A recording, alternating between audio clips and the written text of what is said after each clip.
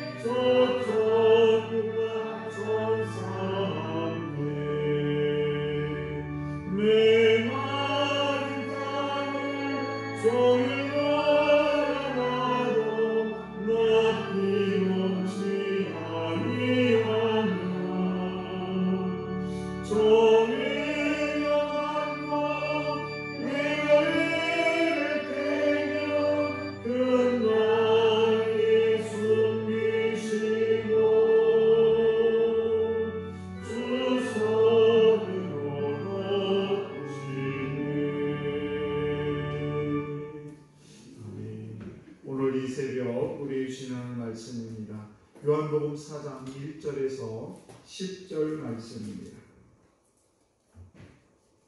요한복음 4장 1절에서 10절 말씀을 한 절 한 절 교독하겠습니다. 예수께서 제자를 삼고 세례를 베푸시는 것이 요한보다 많다 하는 말을 바리새인들이 들은 줄을 주께서 아신지라.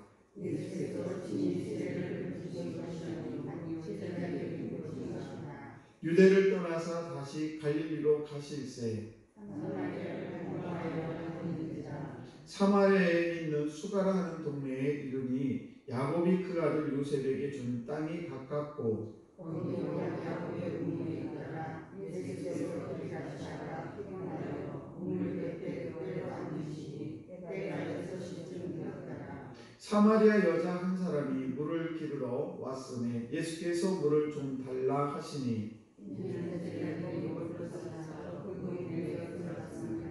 사마리아 여자가 이르되 당신은 유대인으로서 어찌하여 사마리아 여자인 나에게 물을 달라 하나이까 하니 이는 유대인이 사마리아인과 상종하지 아니함이로라. 예수께서 대답하여 이르시되 내가 만일 하나님의 선물과 또 내게 물 좀 달라 하시는 이가 누구인 줄 알았더라면 내가 그에게 구하였을 것이요 그가 생수를 내게 주었으리라. 아멘. 기도하겠습니다.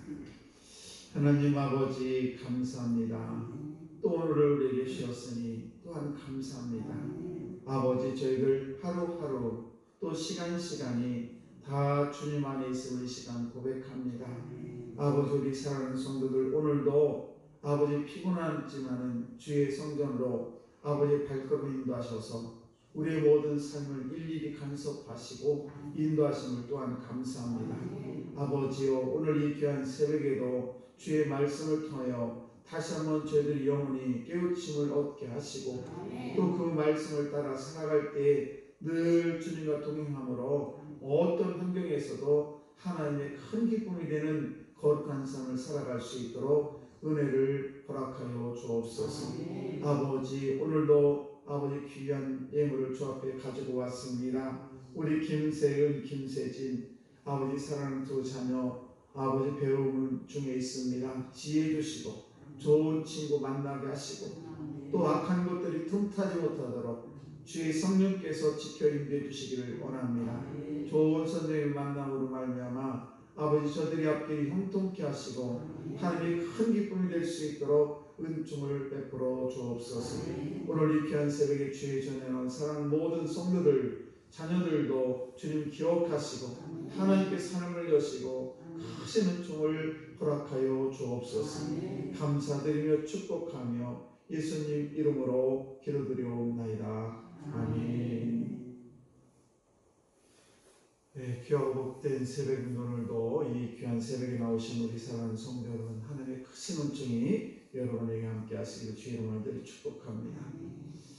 미국의 대통령 중에서 케네디 대통령이 있습니다. 벌써 돌아가셨죠? 그런데 그의 아내가 제클린이라는 그런 아내가 있습니다. 그런데 이제 그분이 4번을 결혼을 했어요. 이유는 그렇습니다.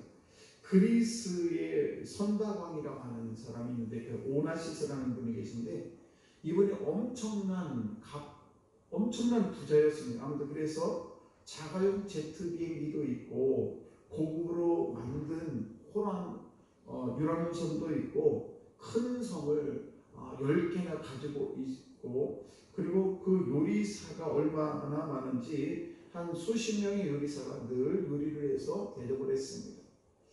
그러자 케네디 대통령이 이제 총에 맞아서 죽게 되고 그로 인해서 그 위마이는 제킬리라는 그 대통령 부인이 그리스 선나왕 오나시스하고 결혼을 또 하게 됩니다. 그러니까 미국이 얼마나 자존심이 상하겠어요. 예를 들면 우리나라 영부인이 다른 나라 어떤 갑부하고 결혼한다면 얼마나 자존심이 상하겠습니까?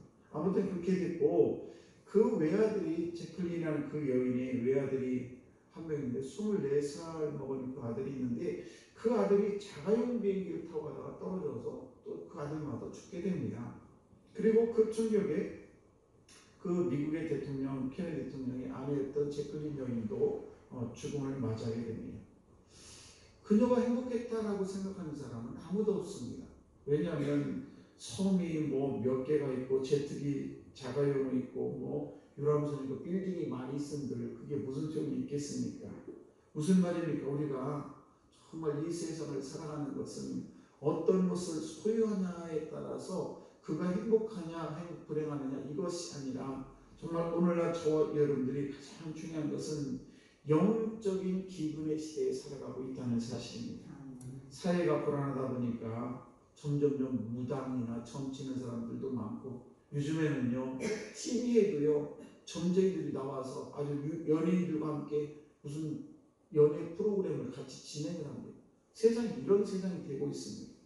아무튼 이렇게 많은 사람들이 이렇게 영적인 기운에 시달리다 보니까 어떤 사람은 고목나무에다 절하고 어떤 신비한 바위에다 절하고, 그런다고 그들이 영적인 그런 기운이 고갈된 그런 것들이 다 회복되지 않는다는 사실입니다. 오늘날 많은 사람들이 시달리는 영혼의 그 목마름을 어떻게 해결해야 될까? 그 목마름은 영혼을 창조한, 우리를 창조하신 그 하나님 품으로 우리가 가야 해결이 된다는 사실입니다. 우리 영혼을 만드신 그분 앞에 가야 우리가 해결을 하는데, 많은 사람들은 그걸 알지 못하고 나름대로 물질이나 어떤 점쟁이나 이런 것들에 의지하는 것을 볼 수가 있습니다. 그래서 하나님은 저와 여러분들을 창조하실 때에 하나님 품에 있을 때 가장 기쁨이 넘치고 가장 영혼이 평안하기를 만들었다는 사실입니다. 죄와 탐욕은 자꾸만 하나님의 품을 벗어나게 합니다. 그래서 죄를 지면 하나님의 품을 점점 떠나게 되니까 점점 영혼이 더 고갈이 되고 어려움을 당하게 되는 것입니다. 오늘 말씀 보시게 되면 예수님께서 이제 사마리아에 있는 수가라는 동네를 지나가게 되는데, 그때에 저무쯤에 한 여인이 우물로 물을 빌려 나왔습니다. 그런데 이 여인을 우리 예수님이 만남으로 말며 그 여인이 완전히 모든 것들이 영혼이 고갈됐던 것이 회복되는 그런 역사가 일어났는데, 그렇다면 예수님은 이 목마른 여인, 사마리아 수가성 여인을 어떻게 해서 그 목마름을 해결하실까? 그 첫 번째는 우리가 이 말씀 속에서 깨닫는 것은 뭔가 하면, 우리가 영혼의 목마름을 해결하는 방법 중에 하나는 제일 먼저 이웃과 소통하라는 것입니다. 이웃과 소통하는 것. 당시 이스라엘을 크게 세 부분으로 나눠 있을 수 있었습니다. 남유다, 북이스라엘. 근데 여기가 북이스라엘 빨리 갈릴리 지역입니다. 그리고 중간에 사마리아라는 곳이 있어요. 예를 들면 우리 안산에서 서울을 지나서 저 평양을 가려고 하는데 서울이 보기가 싫어. 서울이 정말 꼴보기 싫어. 그러니까 여기서 얘기하는 사마리아 지역이야. 그런다고 해서 평양을 가는데 이렇게 가면 딴짓하게 갈 수가 있는데, 서울이 싫다고 해도 저 강원도 돌아와서 이렇게 가는 것과 마찬가지로 사마리아 지역을 이스라엘 백성들은 다 유대 사람들은 싫어했기 때문에 그런 일이 벌어지게 됐는데, 예수님께서는 그 사마리아 지역을 그냥 빤듯하게 지나가다가 수가성에서 그 여인을 만나게 됩니다. 아무튼 이렇게 그 여인을 만나게 되는 이유는 그 여인이 얼마나 목말랐는지 많은 사람들로부터 이웃들과 말하자면 화통 이렇게 소통을 하지 못하기 때문에, 그 다른 사람들은 아침 일찍이나 저녁 늦게 나와서 물을 기르는데 이 여인은 아무도 없는 그 시간에 낮 12시 햇빛이 쨍쨍 그 시간에 나와서 물을 기르러 나왔다는 것 자체가 이상하죠. 왜냐하면 이 여인은 사실은 많은 남편을 여러 번 뒀기 때문에 그런 일이 벌어지게 됐습니다. 아무튼 그 예수님께서는 그 여인을 만났을 때 뭐라고 말씀하셨냐면 물 좀 달라 이렇게 말씀하셨어요. 이 말씀이 상당히 중요한 말씀이에요. 우리가 소통하는 방법 중에 여러 가지가 있는데, 나는 꾸지도 않고 나는 빌리지도 않고 나는 나대로 살 거야 라고 하는 사람들이 있어요. 나는 누구한테 아쉬운 소리도 안 하고 내가 이렇게 하는 분이 있는데, 그것만이 꼭 옳은 방법이 아니라는 거예요. 우리 교인들 중에서도 때로는 이렇게 이것 좀 도와줘. 예를 들면 식당 공사를 한다거나 청소를 한다거나 교회 어떤 일을 할 때에 집사님 이것 좀 도와주세요. 이렇게 하면 그것이 소통이 되는 거예요. 그런데 너는 도 하고 나는 다 할게. 이렇게 하면 소통이 이루어질 수가 없습니다. 그런데 예수님께서는 물 길러 온 그 여인에게 물을 좀 달라 이렇게 얘기합니다. 그러자 그 여인이 말을 걸어오죠. 아니 당신이 유대인인데 어째 상종도 하는 나 사마리아 여인에게 물을 달라 하느냐, 이렇게 하면서 소통이 시작된 것을 볼 수가 있습니다. 우리가 가끔 보게 되면은 우리가 이 세상을 살아가는 것이 참 많은 사람들이 영혼의 갈급함을 많이 가지고 있습니다.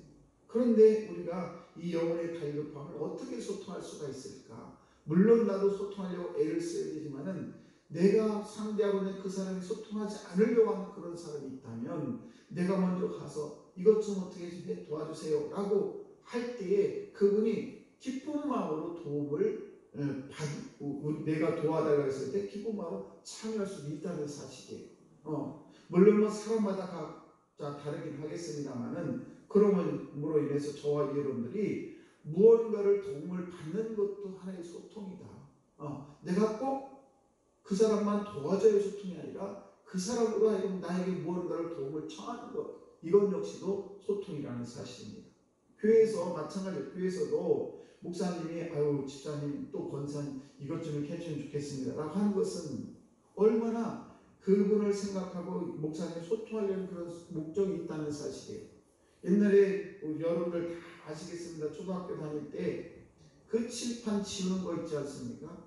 그거 칠판 지우는 거 아무거나 했을 때요. 근데 거기 선생님이 누구나 시키면 그걸 칠판 지우는 게 그렇게 기뻐가지고 그 얼마나 좋아했는지 몰라요. 선생님 저희가 출석부 선생님 이제 교무실에 출석부를 안 가져오셨어. 예, 누구누구 가서 출석부 가져와. 그럼 그게 대단한 것인 줄 알고 막 기뻐가지고 출석부를 가지고 오지 않았습니까? 이것이 소통이라는 거예요. 그러므로 저와 여러분들 오늘날 이렇게 영혼이 목마른 시대에 살아가고 있는데 이 어려운 시대에 우리가 이웃과 힘써 소통해야 됩니다. 그래서 우리가 이 노년에 또 우리가 이 세상을 살아가는데 잘 소통이 돼야 이 세상을 아름답게 함께 살아갈 수 있다는 사실이에요. 오늘도 저와 여러분들이 겸손하게 말 한마디로 나에게 이걸 좀 도와주세요 라는 그 말 한마디를 할 때에 소통이 되지 않았던 남편과의 관계든 아내의 관계든 또는 이웃과의 관계든 아니면 성도와의 관계든 이런 것들이 잘 이루어질 줄로 믿습니다. 오늘도 저와 여러분들이 예수님처럼 지혜롭게 소통을 잘하는 우리 성도 여러분 되시기를 주의 이름으로 축복합니다. 기도하겠습니다.